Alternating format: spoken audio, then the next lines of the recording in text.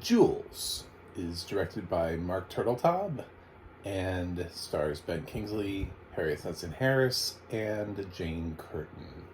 And it's available on iTunes with audio description. And I waited all the way to the end, and it didn't tell me who did the audio description. So, thanks, Bleecker Street.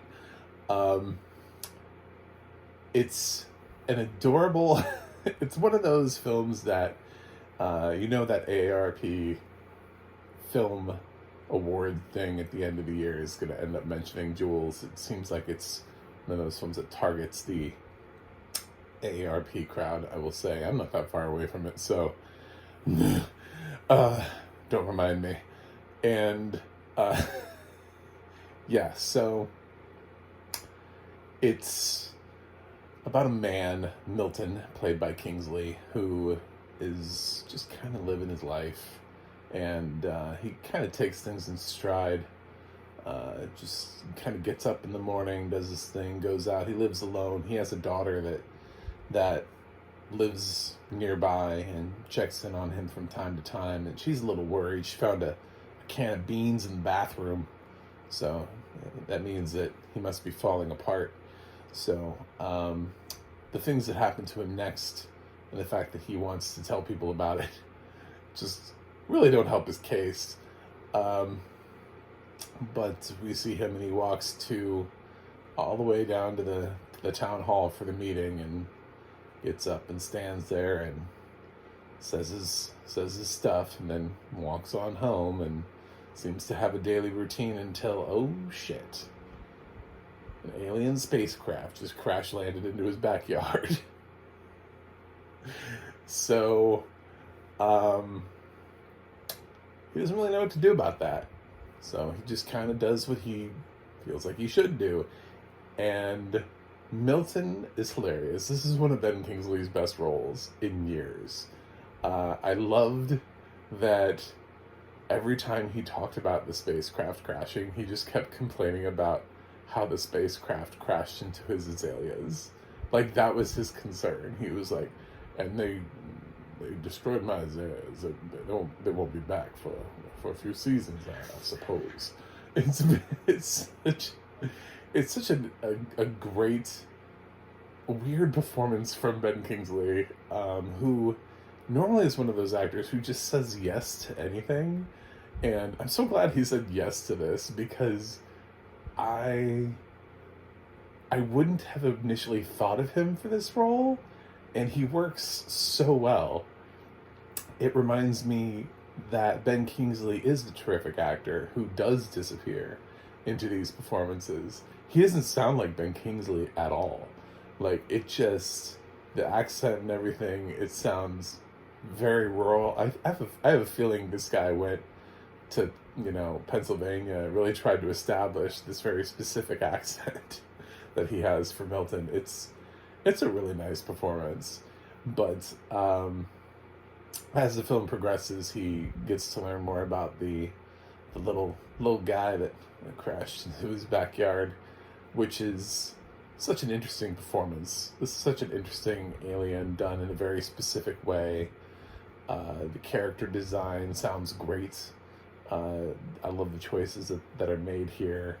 And eventually he tells people, but people don't believe him because he's a crazy old man. He's 78 and they're just like, that's just him being 78. It's time for him to go to the retirement home. So nobody really believes that a spacecraft crashed into his backyard, except when they do. And the first person to swing by to see if he's all right is played by Harriet Sensen Harris, who plays Sandy, who is she's on the town council, and he mentions in one of his town council meetings that, there's a spacecraft, because he tried to call 911 about it, and they were like, "Sir, making crank calls to 911 is a felony." And so he complains to the town hall about that, and she's, I guess, worried and drives him home, and she's like, "Oh shit, you're right. There's an alien." Cool. Um, and she also decides that they should stop telling people, but that doesn't stop Joyce, played by Jane Curtin, from figuring it out too. And then the three of them sort of become the three old people who have figured out that there's this rather nice alien who just likes to eat apple slices, and he's got some plan, but he can't talk, and so he just keeps like drawing these pictures, but they don't really understand what they're for. It takes them a while, and they learn a lot about themselves, and these people who once were alone are now no longer alone because now they have each other. So it's really such a lovely movie. It really is. I want to love this so much. I want to just like run around the neighborhood just telling everybody about it, because it just made me so happy. But damn it, the script. Damn the script. The movie critic part of me has a couple of nagging things that just bug the absolute living hell out of me in this film. One of them is, how many town hall meetings do they have? Daily? Do they have them daily? Because he goes to the town hall a lot to complain. Like, it seems like in a short period of time. And I was immediately like, is this an everyday thing? Because he goes like 3 times, like at the beginning of the film, and we're led to believe that they're pretty much back to back based on the time that he says the spaceship has been in the backyard. He's not waiting weeks to go, or a month or something like that. He's going like back to back to back to stand in front of the town council and complain about, needing a crosswalk and the new town motto. And it's quirky. It's also stupid. So I really couldn't, I get what they're trying to do, but also at the same time, Mark Turtletop ends up directing a film where a town has a town hall meeting every single day. Look, I lived in a small town. I grew up in one. We didn't even have a town hall meeting every single day, even though there's a lot less to do and smaller things to worry about. You worry about things like crosswalks in small towns and town slogans and stuff like that. So I get it. It's a bit much, though. Also, the entire premise of the movie relies on the fact that everyone assumes this guy is crazy or an idiot, because he tells a lot of people about the alien, and they all just go, he's old, So, not a single person until Sandy decides to actually check him on it. Not a single person steps inside the house. Not a single person looks into the backyard. Like, I don't know what his backyard looks like, but it must be like enclosed in a dome, because not a single person peeks over the fence. Like, nobody seems to care. I guess nothing's visible from the other side. He must be backed up to a forest, It's just, nobody checks to see whether or not there's a spacecraft. And meanwhile, they also run this concurrent storyline with the U.S. government looking for the spaceship. And our U.S. government is quite incompetent in this film. However, I did enjoy the hell out of it. I enjoyed the absolute living hell out of this film, even though there were a couple times I was like, okay, the entire premise for this film is reliant upon the fact that everyone thinks he's crazy and no one will check him on it. I was waiting for anybody, to go into to just be like, fine, man, show me the alien. Let me see it. Let's go have a conversation with this alien you say that you have. But damn, it's a lot of people who are just like, whatever. He's old. Let's go have him take a senility test from a doctor. Prove that he has like early onset Alzheimer's or whatever. I don't know. So it's such a nice, lovely film, and I think a lot of people will like it. I do have to say, and I can't give you the context because I don't want to spoil the film, but also I did this with another film too because I felt like it was really important to say it. Um, there's a website that tracks animal deaths. Does the dog die? I would suggest using that for this film.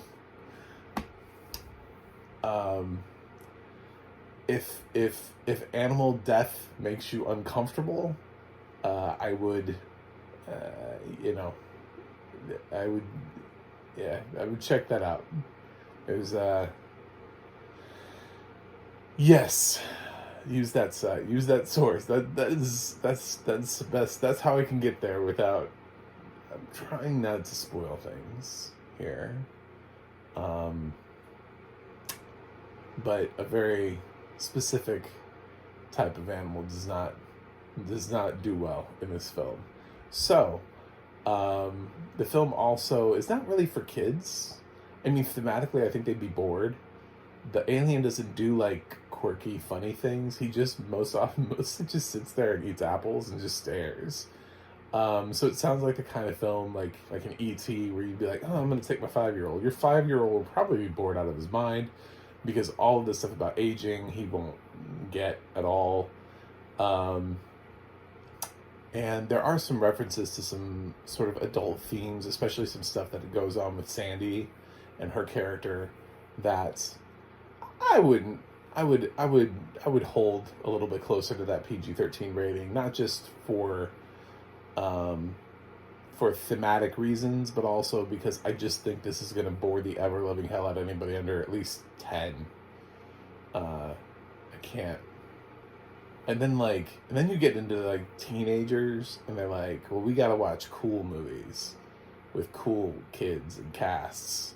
I just don't know that they're going to be that interested in Ben Kingsley. So I think this one is exactly for the audience that it's targeted for.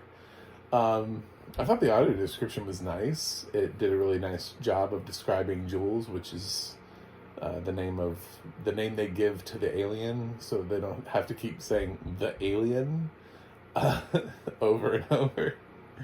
And it does a fairly decent job of describing his interactions, because he just kind of stares, and he doesn't really understand how to interact. So there are a lot of little quirky things that he does throughout the film that are kind of funny. The one thing that I would have maybe appreciated more of a description on is, how the fuck does nobody see this? Like, that was my big thing. I was like, I need to understand this dude's neighborhood and how a spaceship crashed into his backyard, and does he not live next door to anybody? Is he so far out in the middle? I feel like I didn't quite understand how no one saw this ship. You know, because the film relies heavily on the fact that nobody can see it, and I didn't quite understand the neighborhood makeup of his area. Does he know what's behind him? Do you know what I'm saying? Like, I know that it crashed into his azaleas, but like if I walked out his back door and kept walking, what would I walk into? You know. Because is he in a neighborhood where he has a neighbor behind him? Is this supposed to be hidden behind a fence? Like, those questions were not answered for me, and it was kind of nagging at me the whole film. It was just kind of like, there's a ship in his backyard, it crashed, destroyed his azaleas and his bird bath.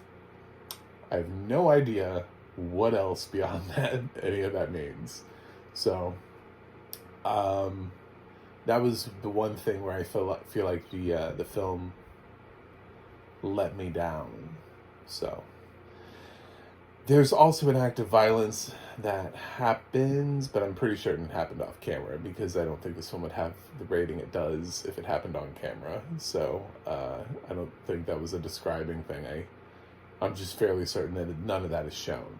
So they talk about it, and I think the whole thing happened off camera. But yeah, otherwise it was nice and lovely, and I really wanted to know who the narrator was at the end of the film, but I didn't get it, and that's life. So I definitely recommend Jules. I'm gonna go pretty high here. Like I said, I want to. This is a film that I want to tell people to watch. There were a couple things that nagged me, but man, I feel so good after watching this. It's such a nice movie.